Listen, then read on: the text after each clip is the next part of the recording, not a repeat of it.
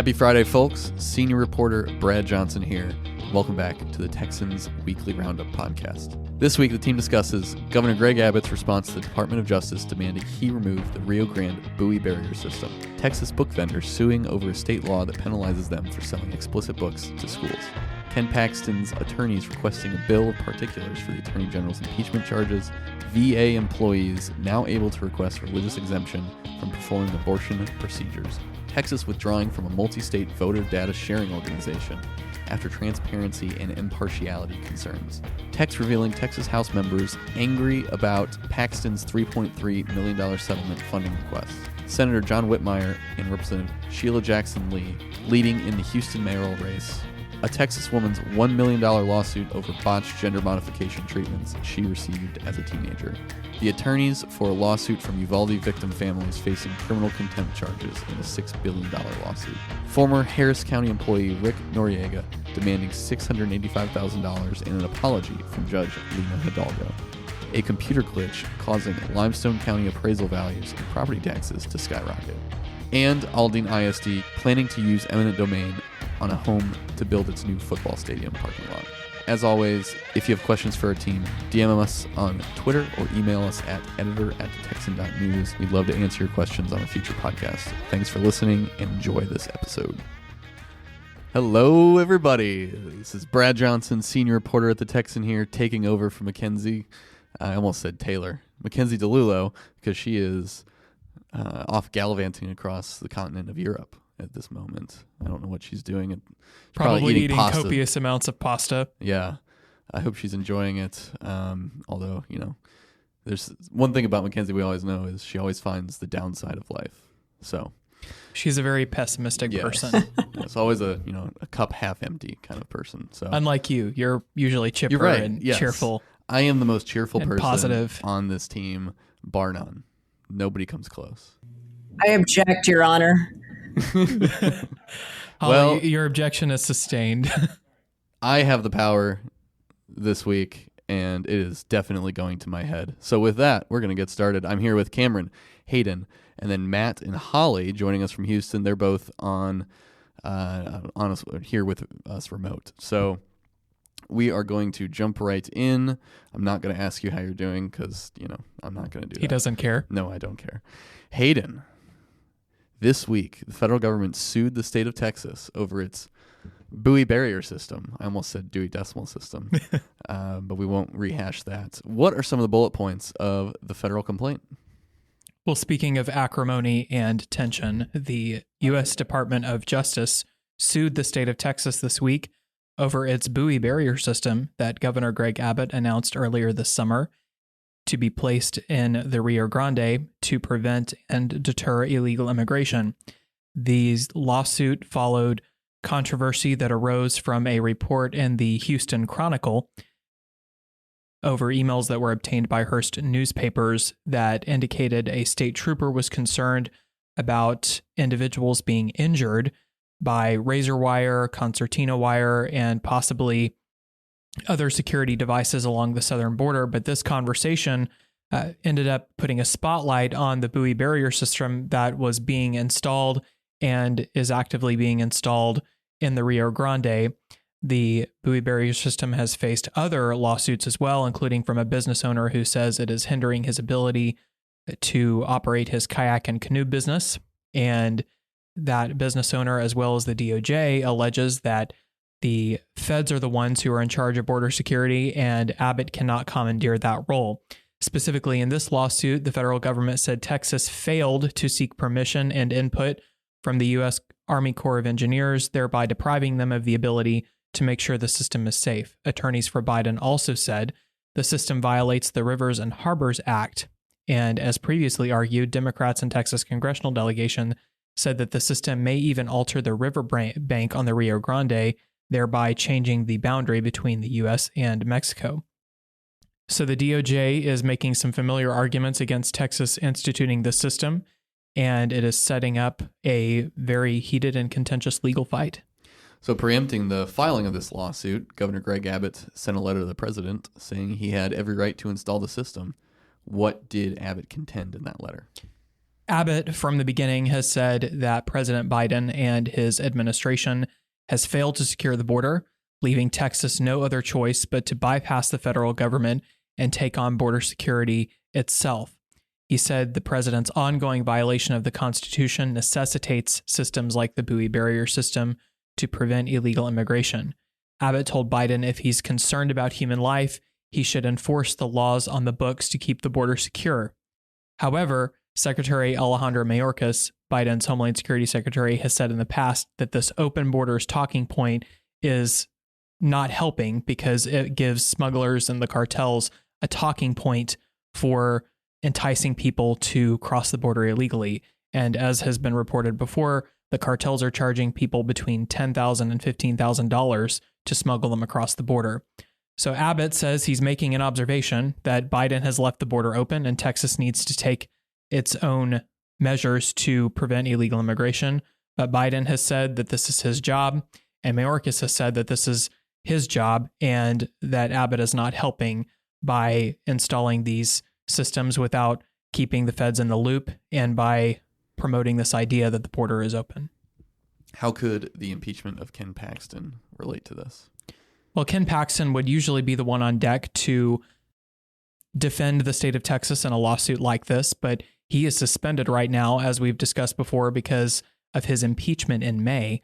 So Abbott appointed for a former staff member of his, Angela Colmenero, to serve as provisional attorney general, and she is now the one who's responsible for defending the state of Texas. And we had another provisional attorney general, John Scott, but he has since left, and Colmenero is now at the helm.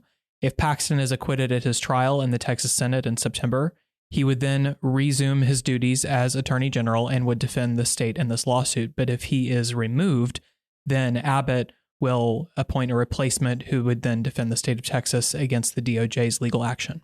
And with this kind of lawsuit, it could either come to a succinct head or it could be very long and drawn out. Just kind of because of the pressingness of the issue, right? Something could happen soon. It also might not. So, and it could be a situation where there may be. It also depends on how soon the judge wants to intervene. He may issue the DOJ is asking for a preliminary injunction to immediately stop the implementation of this system, but it also could turn into a years-long legal fight that ends up challenging Arizona against the United States or some other precedent at the U.S. Supreme Court. So you're very correct about that. It all depends on how the legalities play out here. Well, we shall see. Thank you, Hayden. Cameron, on another lawsuit front, this on HB 900, the Reader Act, many, including the bill's author, Representative Jared Patterson, anticipated a lawsuit being filed against that law. Give us the details on what came about. Yeah, so a group of bookstores and publishers, some national organizations, some from here in the state, have filed a lawsuit against the Texas State Library and Archives Commission, the Texas Board of Education, Texas Education Agency, all in an effort to halt the state's new law to prevent book vendors from selling explicit materials to schools. The plaintiffs in the lawsuit claim that the law puts, this is, quote, impossible demands that will compel their speech on controversial topics, implicating them in the recall and removal from schools of books deemed sexually explicit. And so the lawsuit really comes down to what was discussed a lot during the conversation about the bill, the contextual analysis, for which the legislation says that it will essentially, the plaintiffs say it will infringe on their free speech rights that they have as book vendors. What did the bill's author, Representative Patterson, say about this lawsuit's filing? Well, he immediately put out a statement online, and he said he anticipated this and, quote, I fully recognize the far left will do anything to maintain their ability to sexualize our children, end quote. He continued saying that, quote, he bring it, and he wants to, quote, bring the final nail in the coffin of your woke agenda. So those are some strong words from Patterson, and of course, we will be following this story every step of the way going forward. Thank you, Cameron. Hayden, back to you. Lawyers for suspended Attorney General Ken Paxton requested a bill of particulars, not a bill of attainders. That's something entirely different. From the Texas House, tell us about this motion. This week, attorneys for suspended Attorney General Ken Paxton said the Texas House was not specific enough in its charges against the Attorney General. And as we've said before on this podcast, the 20 articles of impeachment allege various infractions of the Texas Constitution and potential criminal violations that in a court of law could be prosecuted as felonies. The motion that Paxton's team filed this week said that they want a bill of particulars to describe each article of impeachment in exhaustive detail with all of the additional information that was not included in the original document. They cited the previous two impeachments in the state of Texas and said that there is precedent for providing a bill of particulars, which is more or less a detailed explanation of a charge, in this case, in an impeachment, but a bill of particulars can happen, as I understand it, in a civil case or a criminal case. This is a pretty routine motion that is made by attorneys in a legal case. And we've seen a lot of these, back and forth filings between the two sides, and we probably will continue to as this thing approaches closer. There are 20 charges total against Ken Paxton. How much detail did the charges provide about the allegations against him? The articles of impeachment are not criminal charges, so it is not like an indictment, as we've discussed before. They are pretty general, alluding to the main facts of each allegation, but not necessarily giving every date, name, and location. For instance, in the motion, the attorneys requested dates that Ken Paxton is said to have accepted bribes.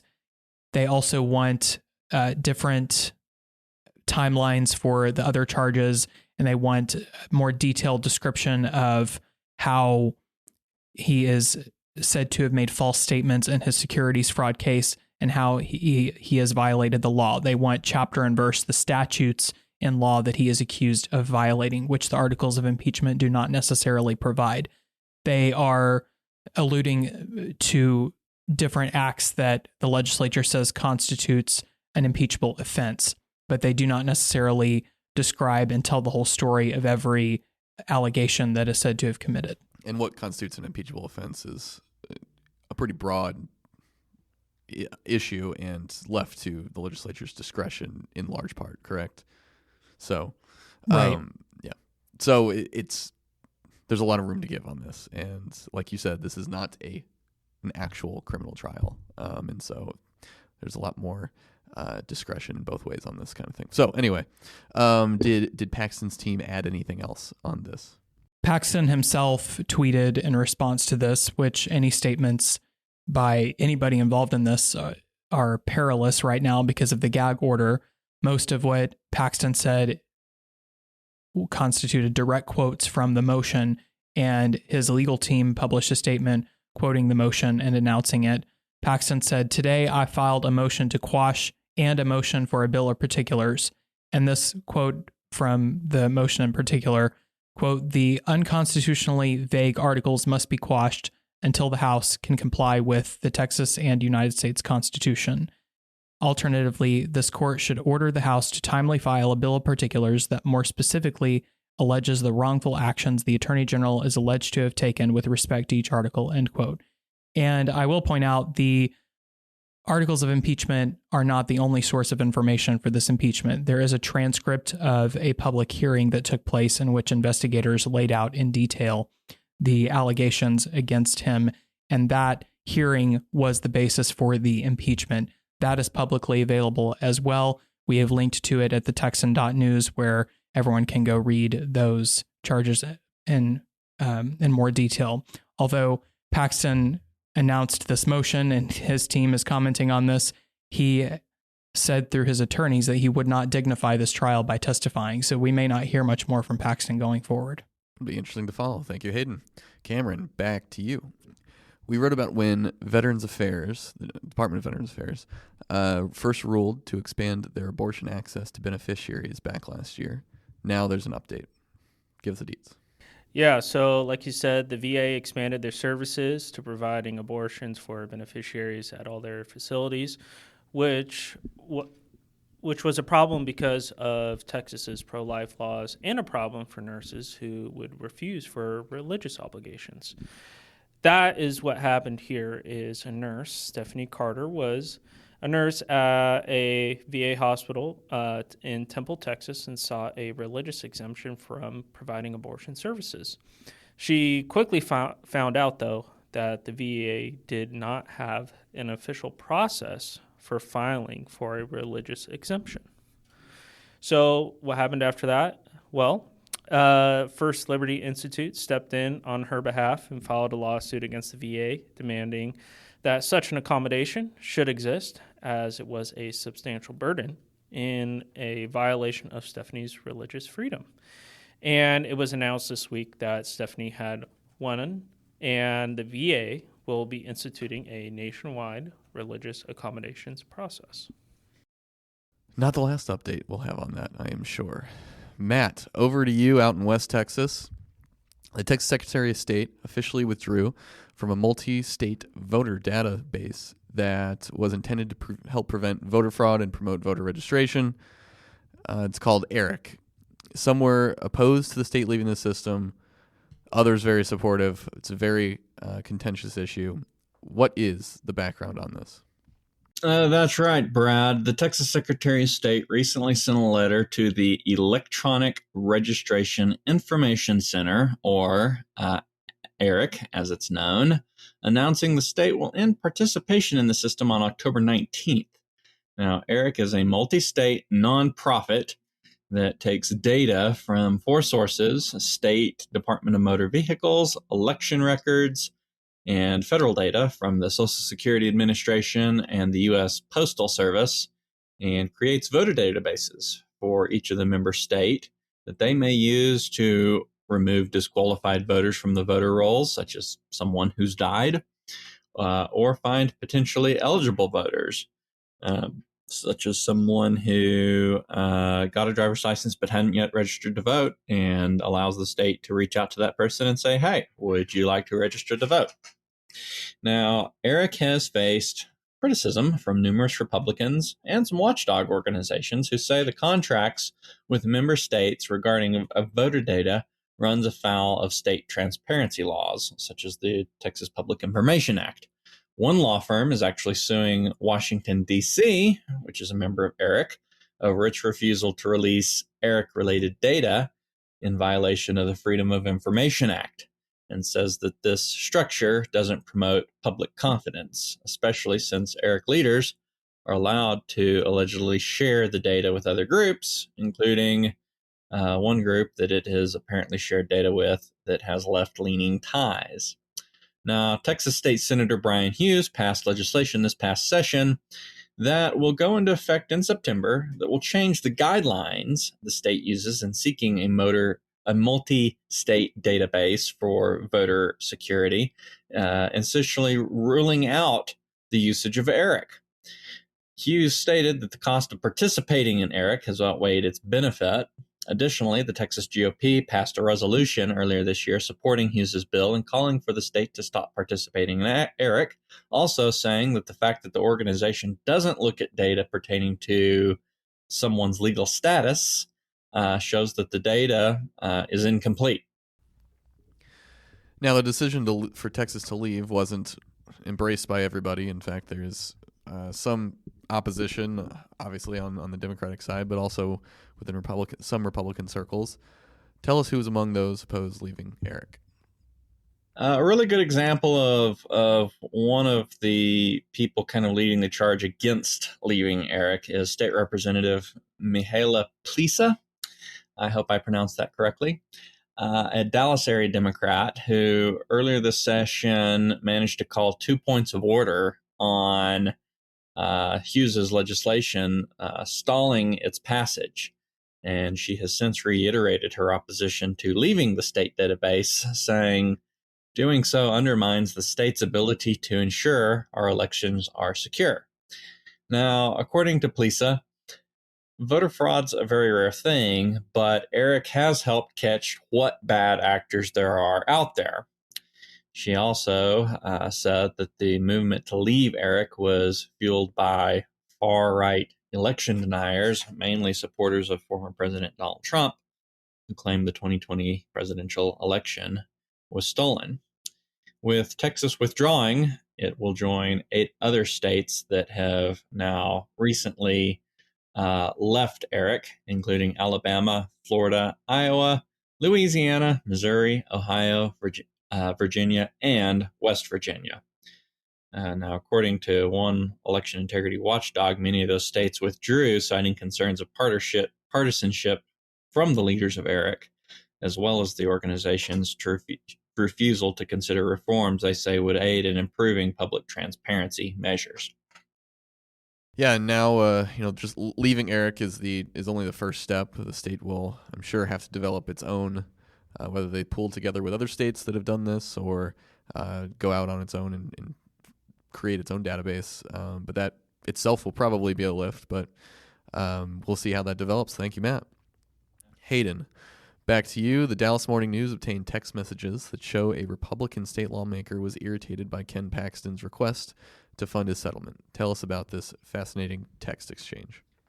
The Dallas Morning News submitted public records requests to the Office of the Attorney General and obtained copies of texts between senior advisor Michelle Smith and State Representative Jeff Leach early in the legislative session and beyond that really display a heated exchange over the settlement request that Paxton submitted for a $3.3 million payment for his lawsuit that he was attempting to settle with former employees who said they were fired wrongfully after reporting their suspicions of misconduct to federal authorities in good faith.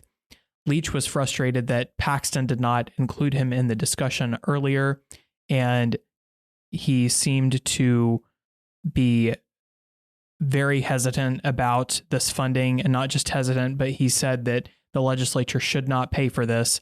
Leach said in this text exchange, quote, "No legislators knew about this, and Ken should have called me, period." Michelle Smith replied, "But Jeff, before trashing him in the media, shouldn't you call him?" Leach replied, "I didn't trash him. I told the media exactly what I told him. Legislators have questions and we want answers. If we get the satisfactory answers, then all will be fine," end quote. That's just a portion of these text exchanges. Smith, notably in this exchange at one point, said that it was not Christian for Leach to criticize Paxton publicly unless he went to him in private first, in an apparent reference to the conflict resolution described in the Gospel of Matthew in the Bible. And Leach did not take well to this criticism. He responded negatively to that. All of those texts are linked in our article, and we quoted some of them for people to read. They're really interesting and show just how frustrated Leach, at least Leach and probably other Republicans, were with this request. Yeah, and he said as much. There were other Republicans that were just as mad as he was, and especially more conservative ones as well. So what does all of this coming out say about the impeachment? Well, it at least shows Leach's state of mind, but as you just alluded to, he said in the text exchange that other Republicans were also frustrated with this. For those who are a little bit new to Texas politics, Leach is a particularly hands-on lawmaker. He likes to be involved in most of the policy discussions that are going on. So it's not entirely unusual for Leach to be very vocal about an issue. There are other lawmakers who are usually comfortable functioning in the background. Leach generally likes to be out front in many of these discussions. So it wasn't a surprise to me that the text messages involved Leach, but it shows his state of mind and how Paxton ostensibly blindsided them with this request, and how they ultimately said, "We're not paying for this." And it spurred this investigation that led with his impeachment. And it was ill-fated from the beginning. Speaker Dade Phelan said that the legislature, that it was Paxton's responsibility to convince them to do this, and that Phelan did not believe it was a proper use of taxpayer funds. And forgive me if you mentioned this already, but these text messages were obtained through a public information request by the Dallas Morning News, and just shows a lot of discord going on, which we all know is happening, but now you can peel back some of the layers and actually see it. Holly, coming to you. This year, Houston residents will select a new mayor to replace term-limited Sylvester Turner, and there's a new poll out this week, and it's pretty interesting. Tell us about the results. Sure. This is going to be a crowded field. There are 14 declared candidates, although the filing period is not closed and will not close until August 21st. The poll was conducted by the University of Houston's Hobby School and co-directed by political analyst Mark Jones, very well known, renowned in the state of Texas. And clearly it shows the two frontrunners are Democrat State Senator John Whitmire from Houston and Congresswoman Sheila Jackson Lee. Whitmire and Jackson Lee are kind of neck and neck here. So you have Whitmire coming in at about 34%. Jackson Lee took 32%, but you still had 22% saying they were undecided about the race. So it looks like there's still some room for movement there. Of the other 12 candidates, they came in at 3% or less, some with just 0.5%. Jackson Lee seems to have higher name recognition, but along with that higher name recognition comes higher unfavorables. A full 48%, almost half, said they had an unfavorable view of the Congresswoman.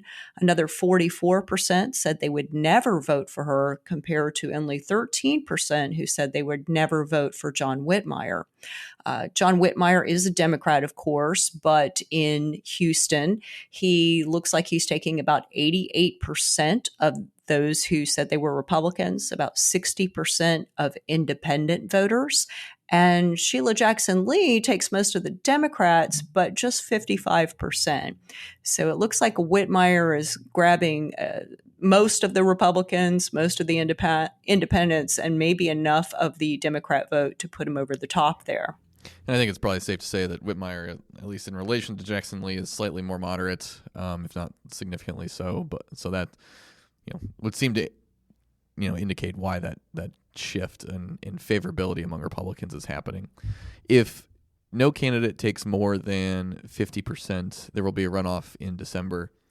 Did the poll put out by the Hobby School consider the runoff matchups?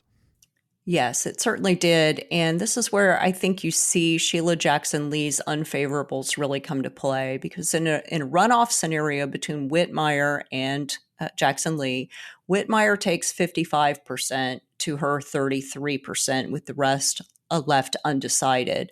Interestingly enough, Sheila Jackson Lee also loses in runoff scenarios with 4 other lesser-known candidates.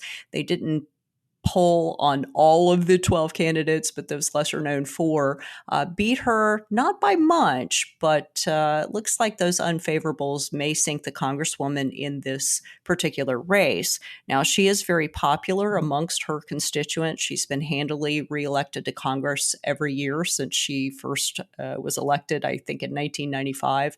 And she's very good at making herself appear at many different events, and is certainly well known in the city, but it's not always a very positive response to her, and she does have some baggage there that may drag her down in this race. Well, it's very clearly at this point a 2-horse race between those two, and Absolutely, it'll be very interesting to see how this plays out and who gets to be mayor for the next 4-year term. Yes, Yeah. 4-year term, and to note, largest city in the state of Texas, 4th largest city in the nation. So what happens in Houston is pretty important to the state of Texas and the rest of the country. And that is why the eyes of Texas politics are firmly on this race and will be for the rest of the year. Thank you, Holly. Hey, listeners, if you're enjoying our podcast, subscribe to the Texan right now while you're listening. We're not funded by corporate interests or big donors, so we rely on the subscriptions of everyday Texans to keep doing our jobs. When you subscribe, you'll get access to all our stories as soon as they're published, so that you can stay informed, up to speed, and ready to vote at the ballot box. A subscription is $9 monthly, but you can save by purchasing an annual subscription for $90, which comes out to just $7.50 per month. New subscribers will get a free Texas flag hat, with all sorts of color options to choose from. For more details, visit thetexan.news/subscribe or click the URL in the description of this podcast. And now for the awkward transition to myself for a section.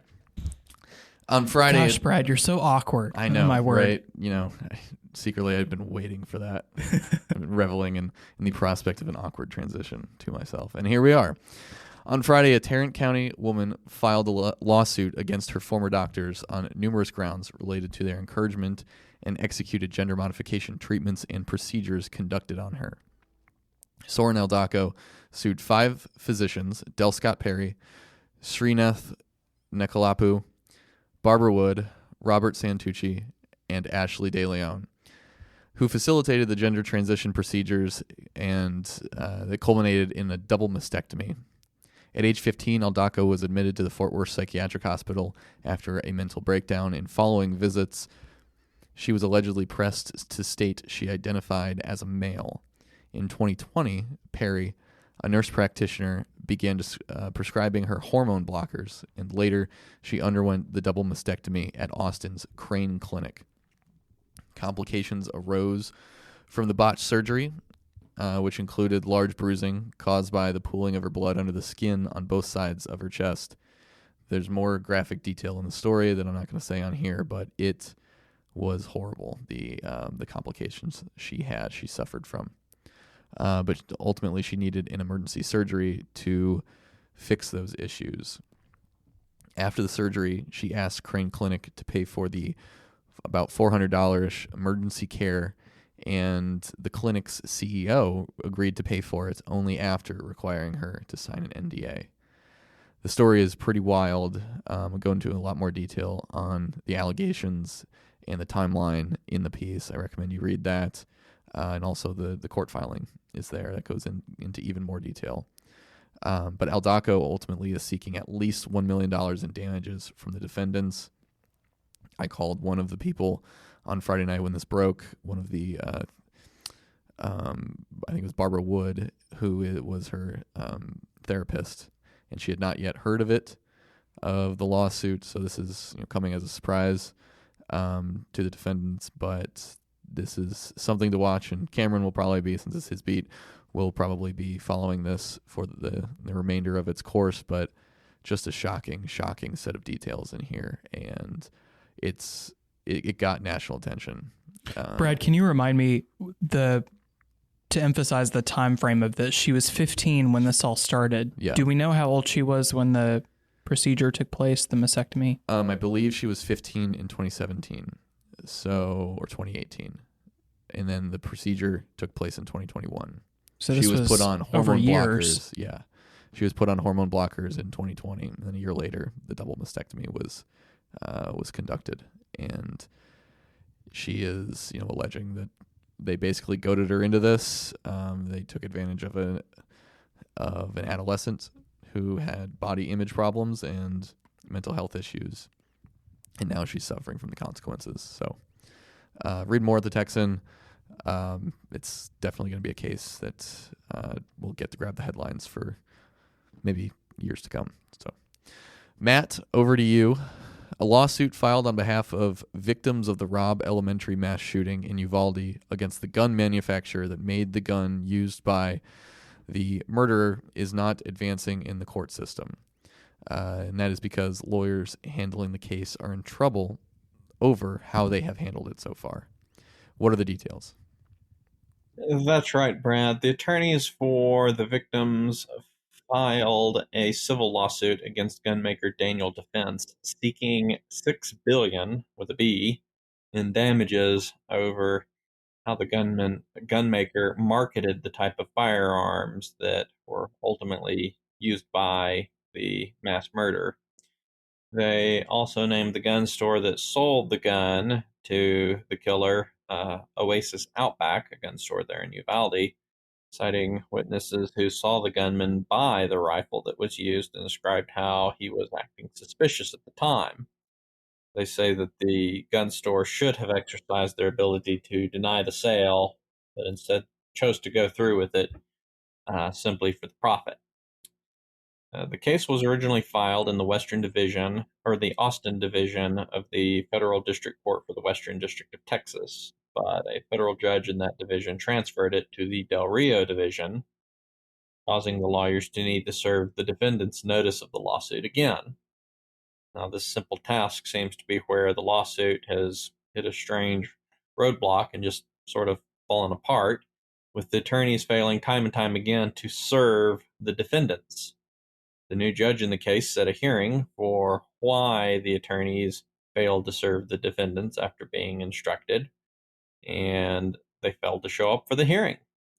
Now the judge has issued an order mandating that the attorneys appear for a hearing on October 1st, where they will not only face, August 1st, where they will not only face sanctions for failing to follow instructions, but now they're facing potential criminal contempt charges for failing to appear in court. For now, the lawsuit is not advancing while the attorney's fate is decided by the judge, and overall, it's not looking very good for the future of the plaintiff's case. We'll keep an eye on any more new developments occur. Okay, thanks, Matt. Holly, over to you. A top official terminated from Harris County's government has sent a second demand letter to the county and the county judge, Lena Hidalgo. What are the circumstances that led up to these demands? Right. So last May at a commissioners' court meeting, the commissioners went into executive session to discuss a personnel matter. And on emerging, Lena Hidalgo voiced support for a termination of a county employee, although she did not name the head of Universal Services, which manages a lot of things for the county, including technology. But the head was Rick Noriega, a former state rep. We knew instantly he was the employee in question due to some leaked documents. Unfortunately, Hidalgo did not stop there and gave a kind of monologue decrying the good old boys' way of doing things and jokes and comments demeaning to women. And she said she herself had been groped in that very meeting room. Noriega, after his termination, hired renowned Houston attorney Rusty Hardin, who is also one of the attorneys prosecuting Ken Paxton in the impeachment. But Hardin sent a demand letter to the county and Lena Hidalgo that was obtained also by the Texan, demanding Hidalgo retract her comments and apologize. And she was supposed to have done this by the last commissioners' court meeting in the month of June, which did not happen. Hardin also claimed that some of the circumstances were different than what was portrayed. He says that although Noriega was accused of refusing to attend sexual harassment training, he did attend the training in March of last year and then attempted to take another training. Although he was protesting the complaint itself, he tried to take a training the day before they terminated him, but he said he was locked out of the system and not able to access this online training that he helped create. He also filed a counter complaint saying that the woman who accused him filed a false and misleading complaint. He says that the woman's husband worked for him in Universal Services and had been disciplined. And so he suggested that that complaint was a retaliation. They also note that the whole complaint stems from Noriega allegedly leaning over and hugging and kissing this woman on his way to or from the commissioners' court meeting. There is video of this incident, and they say it does not rise to the level of sexual harassment. What new demands did Noriega make in this letter? So in this new letter, also obtained by the Texan, it was sent by Hardin to the county and Hidalgo last week, and it accuses them of not taking the matter seriously. The communication is to a private attorney hired by the county, says that that attorney has not communicated in at least 3 weeks.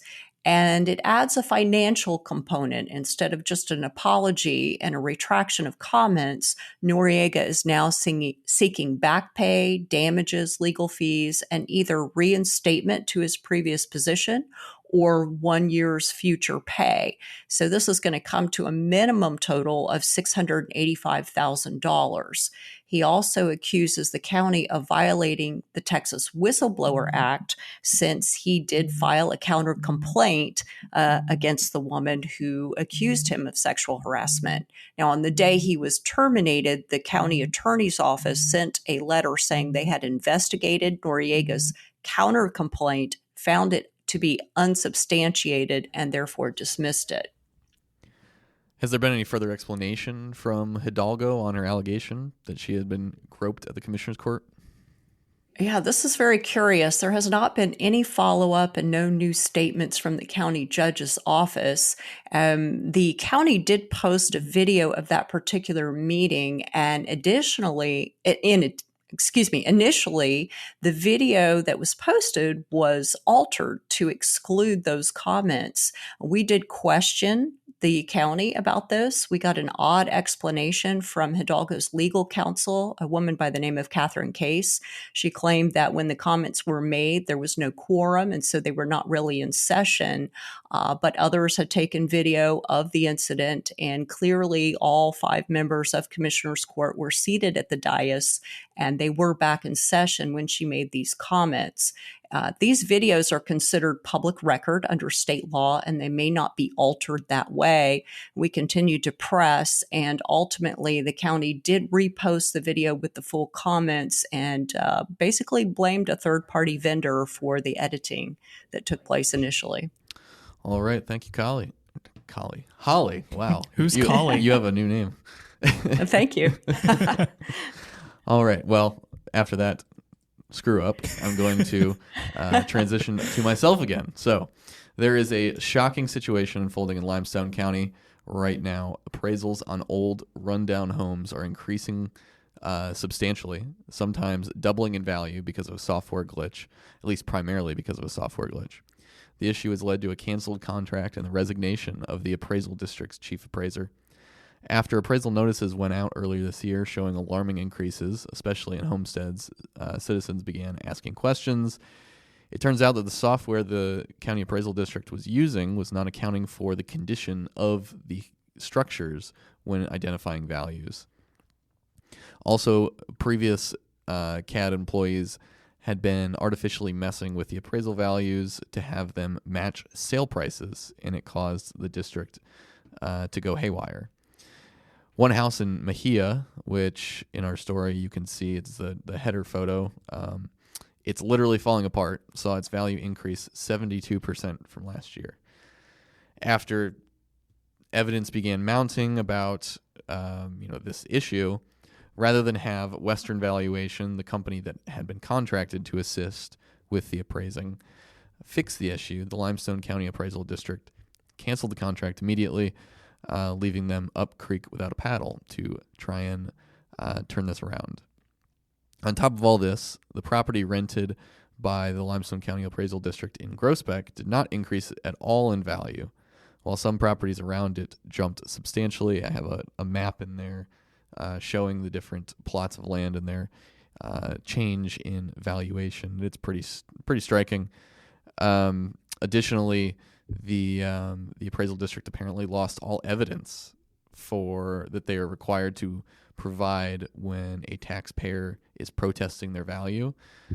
This just doesn't exist for this year, and there's been no answer. There was no response to our questions from LCAD about any of these issues, and they seem kind of headless at the moment. There's no chief appraiser there to run things, and things really are a mess and going haywire. So, however, the Limestone County judge said on Wednesday in an update that the CAD is adjusting everyone's property value, a process that could take some time and may not leave everyone with what they deem as sufficient value, but they are working towards fixing or reducing these outrageously increased property valuations.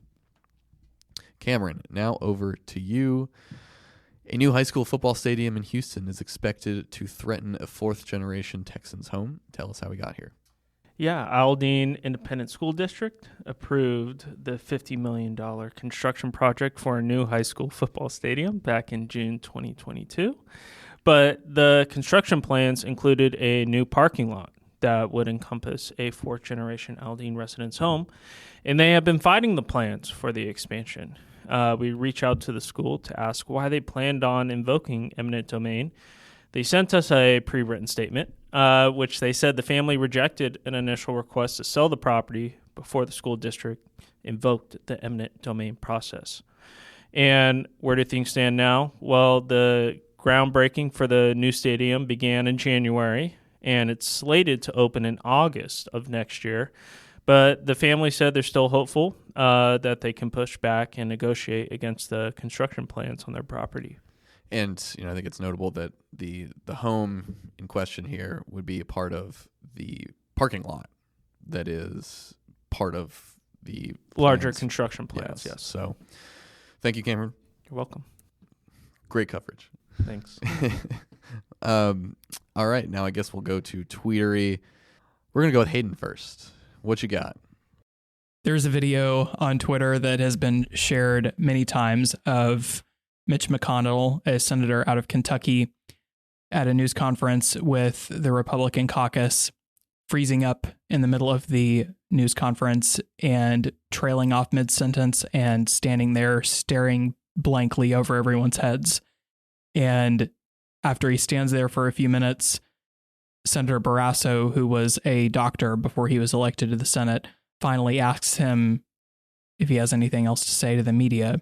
And McConnell shakes his head no and steps off to the side and appears to grab a banister to steady himself.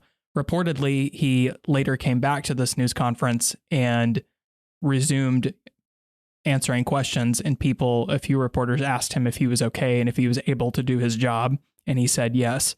Senator McConnell is 81 years old. Earlier this year, he suffered a fall and a concussion. His health is in question for that reason. He's not the only senator who has faced questions about his health. Senator Feinstein, I believe, is in her 90s now and has had many health problems. She has not resigned her position as California's senior U.S. senator. And we talked about this in the office this week. Congress historically the age demographic has been older, but it is getting even more older than typical. I don't want to spit out a number, but we were talking about how many members of Congress are above the age of 70. This is another example of a very powerful U.S. senator having his health called into question. And I think everyone is thinking about what could happen if Senator McConnell is no longer able to do his job as leader of the Senate Republican caucus. I think it's fortunate for him, though, that Senator Barrasso, who is a physician, was standing right next to him and was able to offer his assistance in that moment. And, we see this in the context of all the, not exactly the same, but similar situations we've seen President Biden in, blanking on things or just saying words that really don't make any sense in the moment. So this is a trend, especially in the nation's capital. And I'm not sure if it's going to cause retirements, but this people are watching this. And it's the pattern that matters. If this happens to McConnell again, that would probably be way more important because when in front of a camera, everyone can freeze up or lock up. Yeah. I think what the alarming part was that once he froze, he just stood there. He didn't step away from the podium. Yeah. Because people draw blanks, people lose their trains of thought. But here it seems when you're looking at the video for a split second, it looks like his eyes are rolling back in his head, but then he just stops and stares over everyone's heads. And it's looking at him. It seems the lights are on and no one's home. Yeah. And that's what seems strange about this incident. Yeah, we have a cinematic idea of what a seizure looks like. People convulsing, falling on the floor, things like that. But in reality, it looks a lot like what we saw with McConnell. You think so?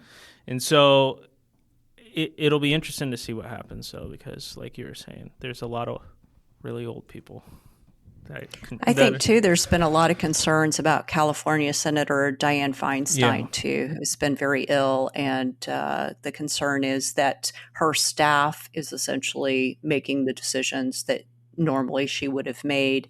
I know there's a couple of older members of the Texas delegation, too, that there's been some behind the scenes concern about their health and whether or not they're able to continue to do that job. But they keep running for re-election and getting elected.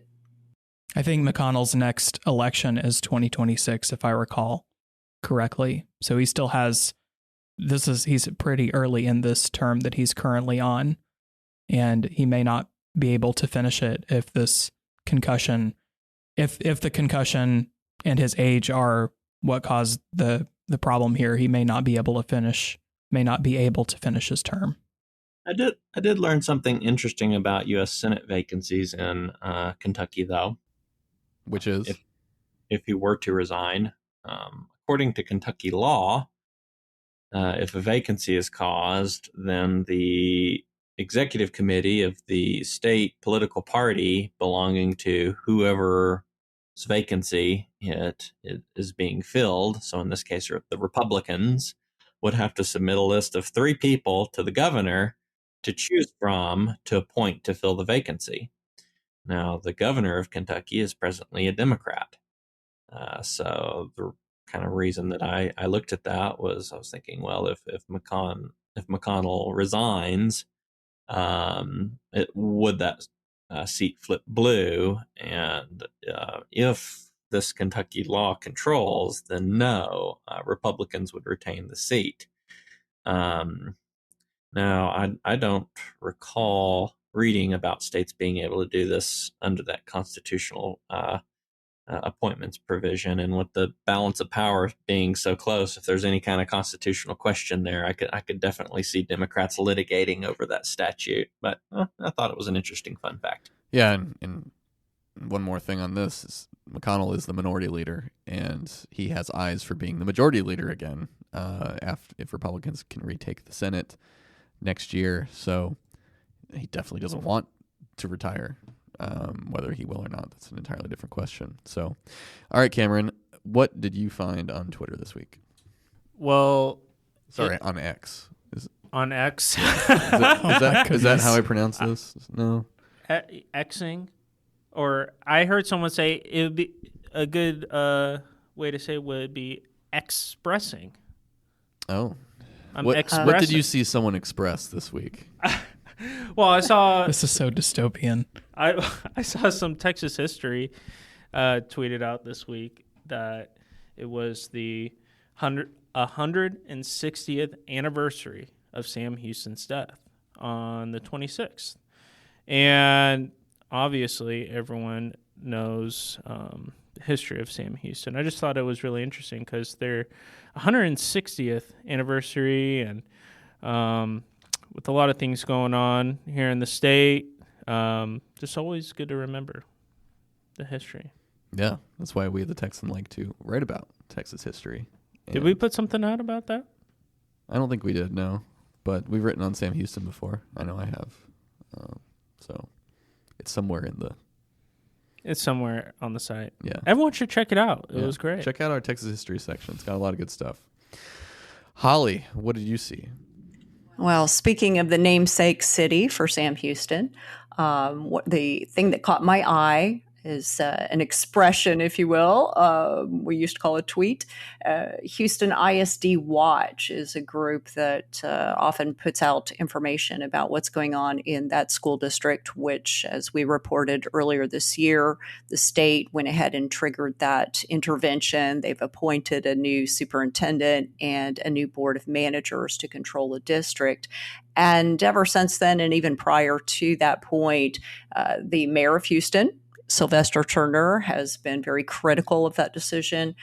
He's criticized everything the new superintendent, Mike Miles, has done to try to shake things up and change up the way they're handling the school district. The latest public feud is over Miles' plan to not use some of the school libraries in their traditional capacity, but use them for centers for kind of focused learning, students who are not able to behave or are having discipline problems in the classroom.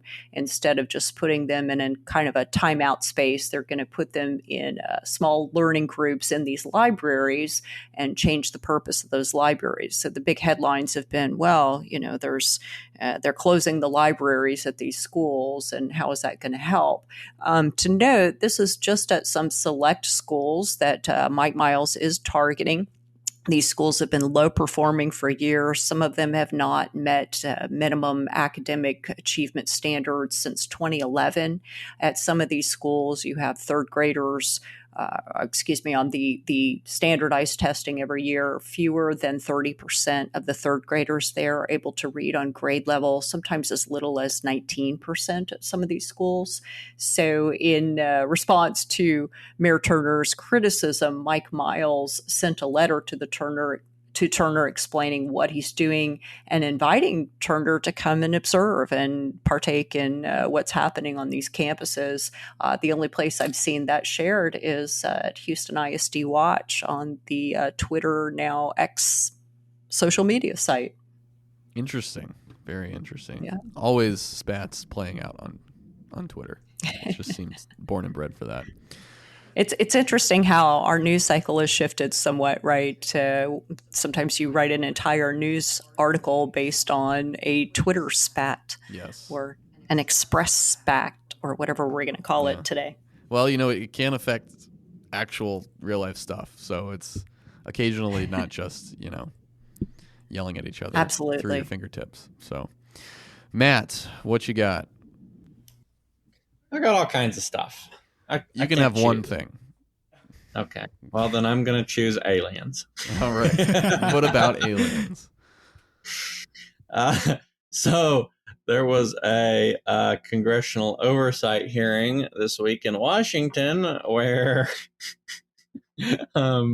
this very serious guy who worked in some high capacity in the federal government testified about the government's possession of unidentified flying objects, and the fact that some were recovered containing non-human biologicals. This is really cracking you up, Matt. Tell me, Matt, why do you think the playing out of Independence Day is funny? The playing out of Independence, well, in real life. It's just, I think it's been hilarious, the reactions. Like, some people have been like, oh my God, we just had confirmation that there's aliens. And then some people are just kind of like, yeah, there's aliens. We've known that. Of course there's aliens, And then other people are just like ignoring it altogether because it's just kind of mind-boggling that this occurred. And it's not like April Fool's Day or anything like this. Like, just the nature of the conversation. Like, there's this one video of Representative, I think Mace, interviewing this guy, Nancy Mace from Virginia. Want to call it. And just the nature of the conversation is like something right out of a movie.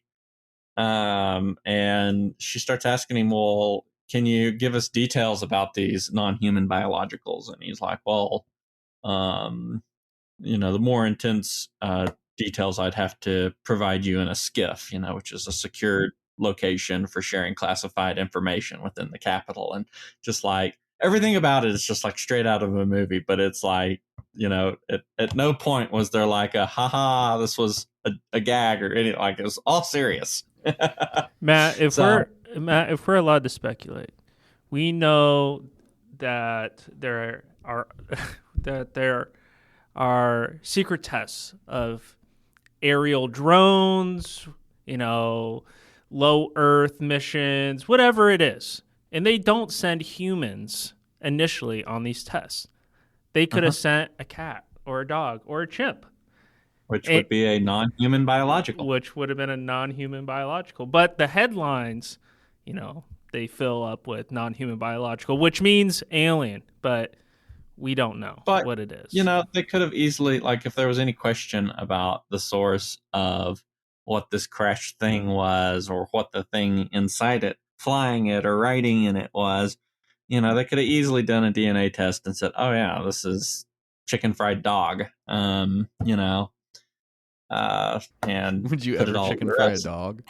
Chicken fried dog? What is happening here? We're talking about a crash site for UFO.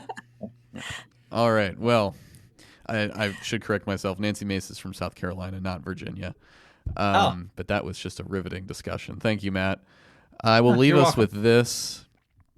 Governor Greg Abbott signed the property tax bill this week. And so that is done and dusted.